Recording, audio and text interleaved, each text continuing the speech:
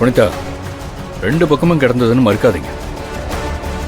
நான் தப்பு செஞ்சேன்னு சொல்லி தானே விசாரணைக்கு வரவழைச்சிங்க. நான் பார்த்துக்கிறேன், நீங்கள் வேடிக்கை மட்டும் பாருங்க. சரி, எனக்கு சொல்லுங்க, நீங்க ஏன் என் பொண்ணை அடிச்சீங்க? மேடம், ஒரு விசாரணை எப்படி நடக்கணும்னு தெரியுமா? முதல்ல நான் புனிதாவை அடிச்சேனான்னு கேட்கணும். அதுக்கப்புறம் புனிதா கிட்ட என்ன நடந்துச்சுன்னு கேட்கணும். அதுக்கப்புறம் தான் ஒரு முடிவுக்கே வரணும். நீங்கள் எடுத்த உடனே ஒரு முடிவுக்கு வந்துட்டு பதில் கேட்டால் நான் என்ன பேச முடியும்? மாப்ள, என்ன உங்களை இங்க எங்களுக்கு வகுப்படுக்கவா வர சொன்னோம்? அதுக்கு எங்க குடும்பத்துல இன்னொருத்தர் தான் இருக்கிறாரு, ப்ரொஃபசர். நீங்க மரகதை என்ன கேட்டுச்சோ அந்த கேள்விக்கு பதில சொன்னீங்கன்னா பிரச்சனை முடிஞ்சிரும்ல. நீங்க புனிதாவை அடிச்சீங்கன்னு அவ என்கிட்ட சொல்லிட்டா. மா, அடி பட்டுச்சுன்னு நான் சொன்னேன். இவர் அடிச்சாருன்னு நான் சொல்லவே இல்லையே. அப்புறம் என்ன மேடம், விசாரணை முடிஞ்சிருச்சுல்ல, எல்லாரும் அவங்கவுங்க வேலையை பார்க்கலாமே. நானும் கிளம்புறேன் மேடம். என்ன மாப்பிள்ள, நான் ஒன்னும் உங்களை விசாரிக்கிறதுக்காக கூப்பிடல. உங்களுக்கு தெரியும்ல நான் புனிதாவை எப்படி பொத்தி பொத்தி வளர்த்திருக்கேன்னு. அவ மேல ஒரு துரும்பு கூட நான் பட விட்டதில்லை. எனக்கு ஒண்ணு நல்லா புரிஞ்சு போச்சுங்க. அவ உங்க வீட்டுல வந்து வாழலைங்கிற கோவத்துலதான் நீங்க இதெல்லாம் பண்றீங்க. இன்னொன்னு, கோவா ட்ரிப்புக்கு அவ உங்க கூட வரல, அந்த எரிச்சலோட தான் இருக்கீங்க. ஏங்க, அதுக்காக ஆபீஸ்ல எல்லார் முன்னாடியும் என் பொண்ணை கை நீட்டி அடிப்பீங்களா நீங்க? எனக்கு தெரியும் புனிதாவை பத்தி. அவ என்னைக்குமே உங்களை விட்டு கொடுக்க மாட்டா. உங்களேன்னு இல்லங்க, அவ குணமே அவ யாரையுமே விட்டு கொடுக்க மாட்டா. அந்த வெள்ளந்தித்தனத்தை நீங்க நல்லா சாதகமா பயன்படுத்திக்கிட்டு அவளை அடிக்கிற விதத்துல அடிச்சுட்டு அப்படியே ஒண்ணும் தெரியாத மாதிரி நடிக்கிறீங்களா?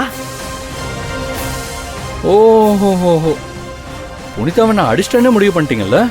Very good madam. இப்போ உங்களுக்கு என்ன தெரிஞ்சாகணும் மேடம்? புனிதாவை நான் அடிச்சேனா இல்லையான்னு தெரிஞ்சாகணும், அதானே? ஆமாம், நான் புனிதாவை அடித்தேன்.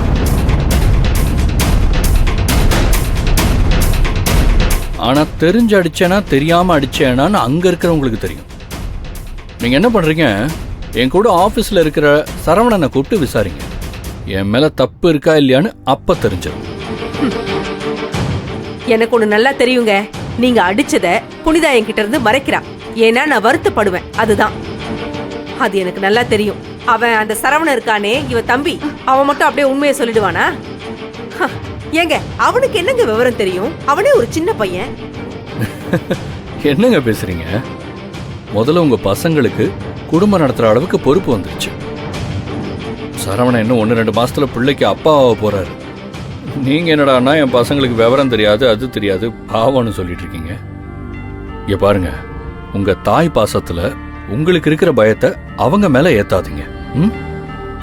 தம்பி, அடிச்சிங்களா இல்லையா? அதுக்கு மட்டும் பதில் சொல்லுங்க. எதுக்கு இதெல்லாம்? கேள்வி எனக்கு எப்படி வந்ததோ அதுக்கு தான் நான் பதில் சொல்ல முடியும். அதானே, புனிதாவை அடிச்சியா இல்லையான்னு கேட்டா பதில் சொல்ல போறாரு. அதை விட்டுட்டு வேற என்னமோ கேட்டுக்கிட்டு. மேடம், உங்களுக்கு என் மேல பயம். பயமா? அதனாலதான் உங்க இன்செக்யூரிட்டியை புனிதா மேல தூக்கி வைக்கிறீங்க. இல்ல, நான் தெரியாம தான் கேட்கிறேன். எவ்வளவு நாளைக்கு தான் புனிதா நீங்க நினைக்கிற மாதிரியே இருக்க முடியும்? எது ஒன்னையும் அடக்கி வச்சா அது ஆபத்து தான். என் கூட அந்த வீட்டுல வாழ்ந்தா கஷ்டப்படுவான்னு சொல்றீங்க. அப்ப எங்கேயும் வெளியே அனுப்பாதீங்க. புனிதா வீட்டுக்குள்ளேயே வச்சுக்கோங்க. எதுக்கு வெளியே அனுப்பிக்கிட்டு? சபாஷ், சரியா கேட்டீங்க. ஏங்க, இதான் சாக்குன்னு அவர் முன்னாடி என்ன அவமானப்படுத்துறீங்களா? நான் இவருக்கு பயப்படுறேனா? எனக்கு யார் மேலயும் பயம் இல்லைங்க. இத பாரு, இப்ப கூட உனக்கு தன்மையை பேச வருதா? மான அவமானம் உனக்குப்பட்டதா இருக்கா? ஏன் மாப்பிள்ளை இல்லையா? நடுக்கூடத்துல மாப்பிள்ளைய நிக்க வச்சு இப்படி பண்ணிக்கிட்டு இருக்கிறதுக்கு பேர் என்ன? ஆமா மாமா, அவங்கள எதுவும் சொல்லாதீங்க. இத பாருங்க மேடம், புனிதா மேல நீங்க வச்சிருக்கிற பாசத்தை புரிஞ்சுக்கிட்டு தான் நான் ஒதுங்கி இருக்கேன். அதுக்கு பேரு பயம் இல்லை. ஒரு பையனை விட ஒரு பொண்ணுக்கு அம்மா எவ்வளவு தேவைன்னு என் தங்கச்சியை பார்த்து பார்த்து அவ கூடவே இருந்து அவ கஷ்டத்தை புரிஞ்சுக்கிட்டு அண்ணனா நான் வளர்ந்துருக்கேன்.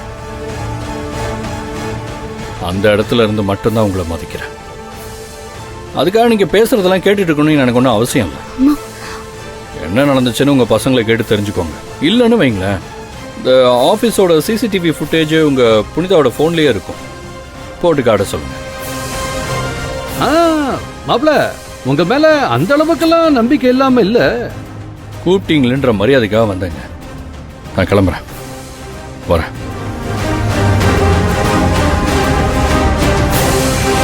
புனிதா, வரேன் டார்லிங். எல்லாருக்குமே வரேன். அப்புறம் இனிமே இந்த மாதிரி ஒண்ணுமில்லாத விஷயத்துக்குலாம் அர்ஜென்ட்டா வா, ஆர்டினரியா வான்னு என்ன கூப்பிடாதீங்க. எனக்கும் வேலை இருக்கும். இப்போ போயிட்டு எல்லாரும் அவங்க வேலையை சந்தோஷமா பாருங்க. வரேன் மாமா, வரேன் வல்லவன். வாங்க. மாமா போயிட்டு வரட்டுமா?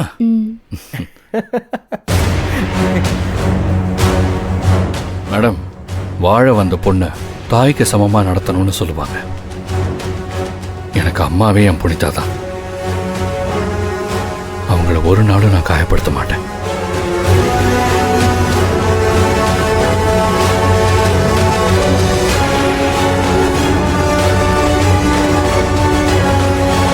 கபிலன், இப்பவே எனக்கு உங்க கூட வந்துடணும்னு தோணுது. என் வாழ்க்கையில எனக்கு கிடைச்ச நிறைவான சந்தோஷம் நீங்க தான். நான் உணர்ற இந்த சந்தோஷத்தை எல்லாரும் உணரணும்.